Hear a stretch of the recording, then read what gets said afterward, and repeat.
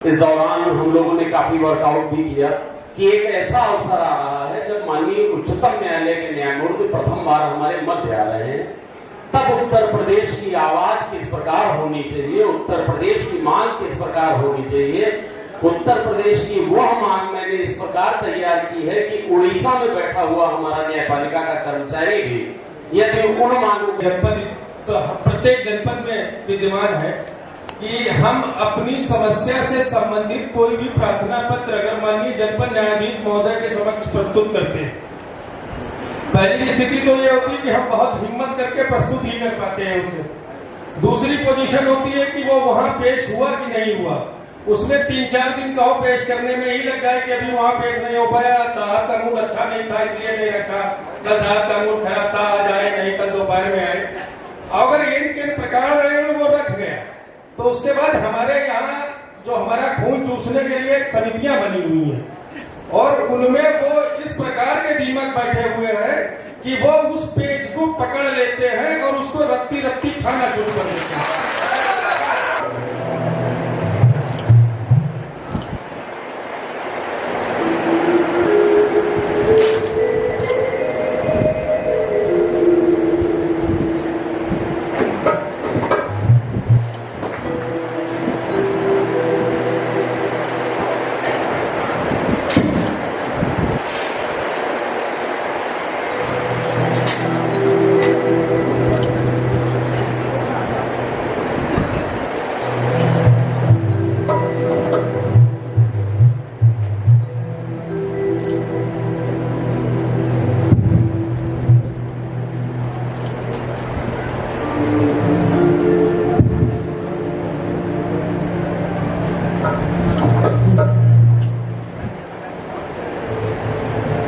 शुरू कर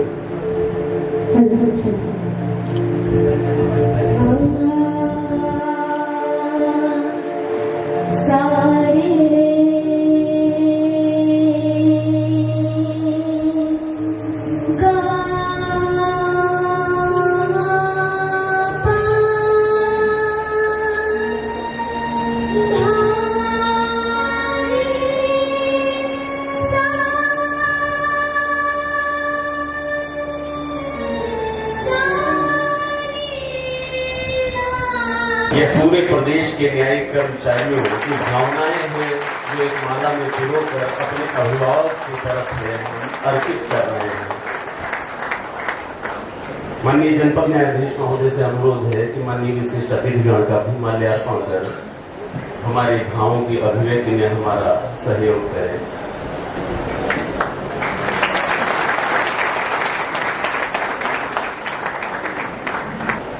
नाम लेके मैं बराबर नहीं होना चाहता,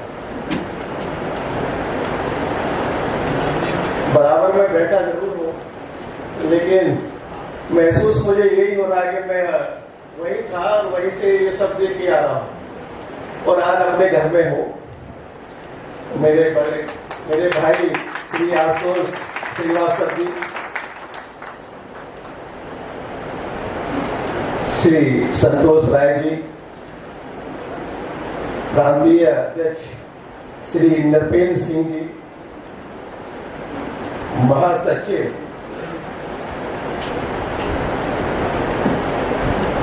श्री नरेंद्र विक्रम सिंह जी। सबसे पहले तो इस प्रांतीय अधिवेशन में मुझे बुलाने के लिए आपका हार्दिक अभिवादन, बधाई।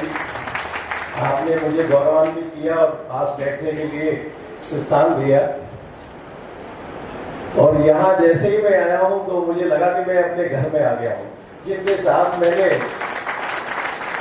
लगभग 15-16 साल जिनके साथ बिताए थे, वो सभी लोग परिचित और सभी लोग मिले मुझे।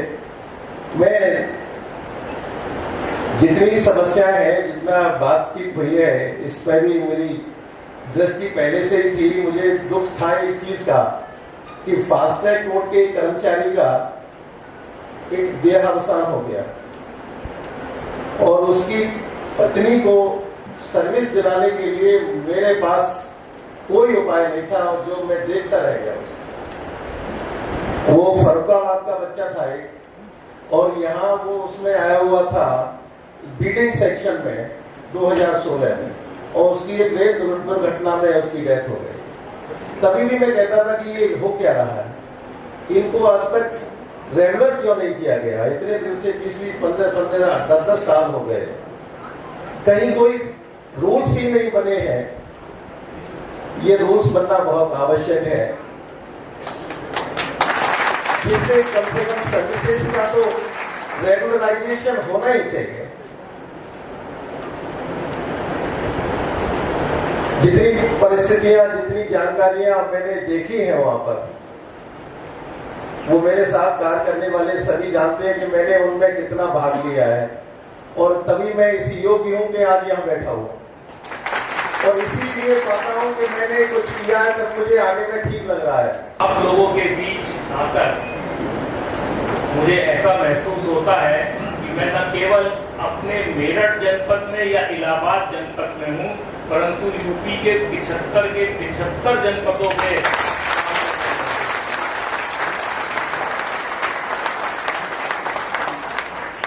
मेरे लिए इससे बड़ी खुशी की कोई बात नहीं हो सकती। मुझे बहुत लोगों ने कहा कि सुप्रीम कोर्ट जज होने के बाद इस प्रकार के कार्यक्रम में जाना बहुत उचित नहीं है। मैंने कहा नहीं, मैं किसी कार्यक्रम में नहीं जा रहा हूं, मैं अपने कर्मचारियों के साथ, जिन्होंने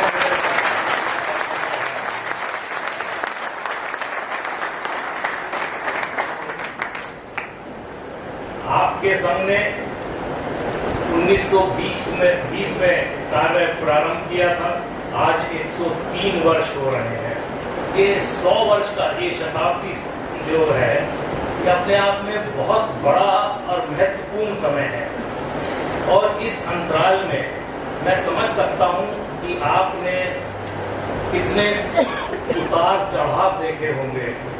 कभी आपकी बात सुनी गई होगी और कभी नजरअंदाज की गई होगी, कष्ट होता होगा। और आज जैसा आपके सेक्रेटरी साहब कह रहे थे कि कोई अगर दर्द महसूस कर लेता है तो उसी से काफी राहत मिल जाती है। तो मैं समझता हूं ऐसा नहीं है कि ऊपर बैठे वाले व्यक्ति आप लोगों का दुख या दर्द नहीं समझते हैं, परंतु कुछ ऐसी जटिल प्रक्रियाएं हैं कि चाहकर भी कई बार कुछ कर नहीं पाते हैं। कहीं शासन से अप्रूवल लेना है, सैंक्शन लेना है, खासतौर से बजट के मामलों में।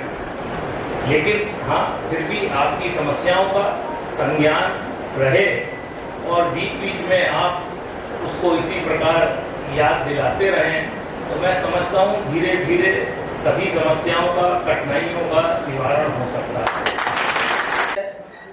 आप सभी से जितने जनपदों से आप लोग प्रतिनिधि आए हैं, वो आप केवल अपना वोट डालने नहीं आए हैं। आप अपने जनपद के 100, 200, 500, 400 जितने भी व्यक्ति हैं उन सबके प्रतिनिधि हैं, और आपकी जिम्मेदारी उन सबके प्रति है। आप उनका भी वोट डालने आए हैं। अगर आप क्षेत्रवाद के आधार पर कि हम आगे करेंगे, बाएं करेंगे, दाएं, क्या तमाशा है? ये करने के लिए तो बहुत सारे लोग हैं। जिसको पद मिलेगा वो करेगा। जिसको मेरे साथी जनादेश देंगे वो भी यही कार्य करेगा। हो सकता है उसकी विचारधारा कुछ और हो, आज विचारधारा की आती है। एक प्रश्न उठा था कि हमारे यहाँ से वरिष्ठ प्रशासनिक अधिकारी का पद विलुप्त हो गया।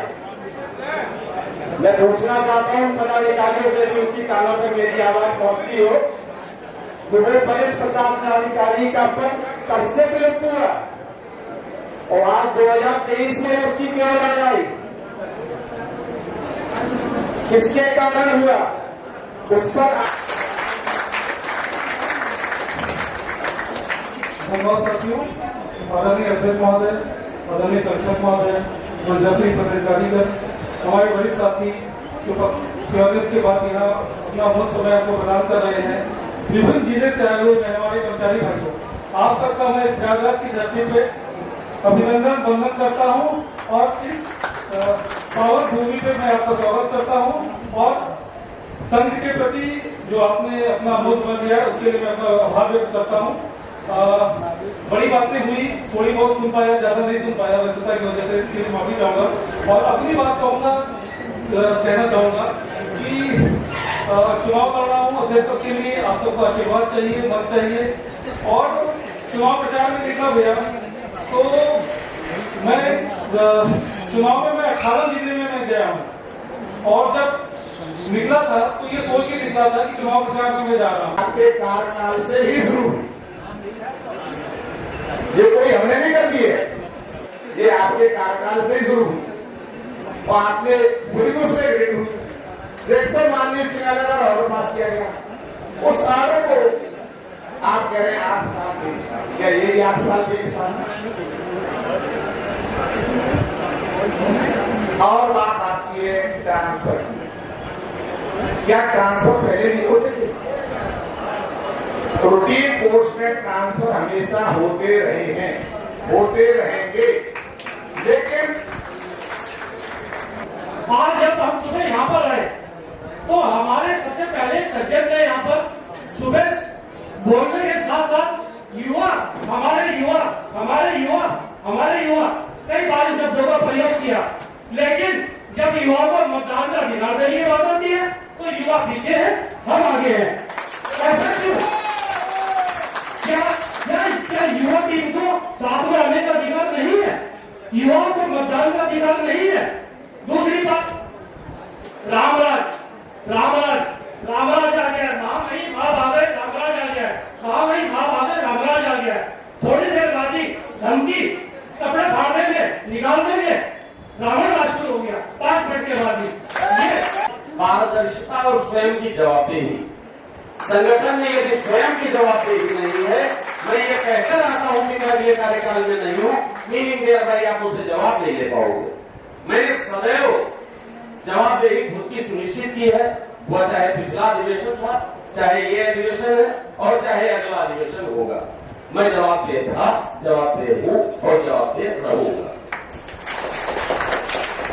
ये संगठन है जिसको मैं सदैव कहता हूं, ये राजनीति नहीं संगनीति का सब्जेक्ट है। राजनीति तो राज्य सत्ताएं किया करती है, संगठन में संगनीति चलती है। लेकिन हमारे बहुत सारे साथी इनका विभेद नहीं जान पाते कि राजनीति किसको कहते हैं, संगनीति किसको कहते हैं, अन्य नीतियां क्या होती है। ये अपने अपने विवेक की बात है। जिंदाबाद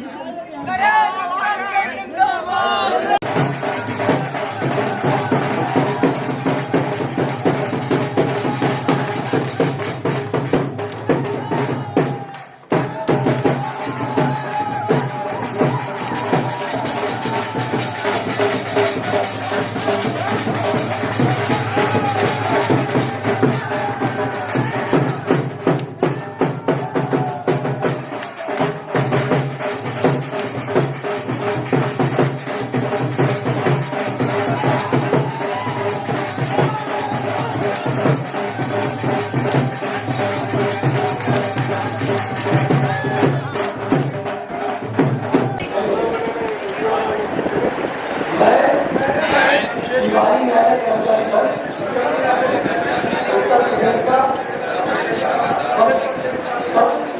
के रूप में ये शब्द शपथ लेता हूँ कि मैं संघ के प्रति निष्ठावान एवं कार्यकर्ता के रूप में सदैव तत्पर रहूंगा एवं तन मन धन से कर्मचारी हितों को सुरक्षित रखने और सुदृढ़ करने के लिए पूर्ण निष्ठापूर्वक कार्य करता रहूंगा। धन्यवाद साथियों। इस सभागार में उपस्थित मतदाता में उपस्थित मेरे कर्मचारी भाइयों, आज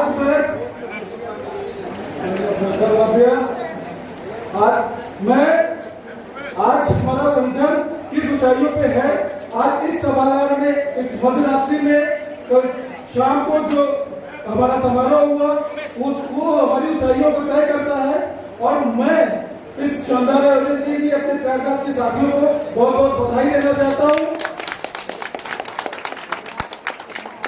विभिन्न प्रदेश से आए हुए मेरे भाइयों जो आए और अपनी किसी व्यवस्था की वजह से यहाँ से चले गए, विशेषकर जो मतदान की आज हमारे भाई यहाँ उपस्थित है, मैं उनका अपनी पूरी टीम की तरफ से आभार और अभिनंदन करता हूँ, उनका धन्यवाद देता हूँ।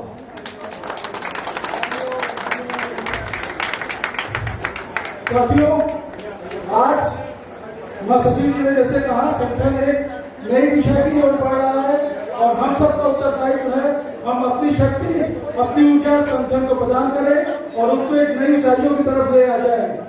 आज मैं चुनाव समिति का भी आभार व्यक्त करता हूँ कि उन्होंने इतना बढ़िया चुनाव संपादन किया और जो भी रिजल्ट आया उसको घोषित किया। धन्यवाद। मैं डॉक्टर दीपेश सिंह का भी धन्यवाद करता हूँ कि उन्होंने मुझे इस पद के लिए मेरी प्रत्याशा को सुनिश्चित किया और मेरे लिए भरपूर मेरा साथ दिया और प्रत्येक जनपद के प्रत्येक साथी के लिए मैं अपना आभार व्यक्त करता हूँ, अपना अपनी पूरी टीम के लिए। और आपसे मैं वादा करता हूँ, जिस विश्वास के साथ, जिस अपेक्षा के साथ आपने हमको चुना है, मैं और मेरी पूरी टीम उस अपेक्षाओं को पूर्ण करेगी।